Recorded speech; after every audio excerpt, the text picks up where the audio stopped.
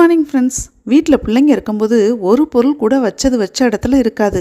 எதையாவது தேடிக்கிட்டே இருக்கிறதுலையே பாதி பொழுது போயிடும். பொருட்களை அடுக்கி வைக்க கூட முடியாது. அப்படி அடுக்கி வச்சா ஒரு நாளைக்கு 10 தடவை அடுக்கணும். அடுக்குனதை களைச்சி போடுறதுல அதுகளுக்கு அப்படி ஒரு சந்தோஷம். ஸோ அப்படியே கிடக்கட்டும்னு விட்டுறது. மார்கழி மாதம் கலர் கோலம் போட்டோம்னு வச்சுக்கோங்க, அதை அழிச்சு விட்டு வேடிக்கை பார்க்குங்க. அடிக்கவும் மனசு வராது. எங்கள் அப்புத்தா வேற போட்ட கோலம் அழிக்க ஒரு புள்ள வேணும்னு சொல்லி திட்டக்கூட விடாது. ஆனால் ஒரு 15 வருஷம் கழிச்சு எல்லாம் வளர்ந்து வெளியூரில் படிக்க வேலை பார்க்கன்னு போனப்புறம் வீடே ஏதோ மியூசியம் மாதிரி அப்பப்போ தூசி தட்டி தொடச்சி வச்சு கலையாமல் இருக்குங்க. அவ்வளோதான் அதுங்க பண்ண சேட்டையெல்லாம். இனி பேரம்பேத்தி வந்து விளையாடி களைச்சி போட்டாதான்.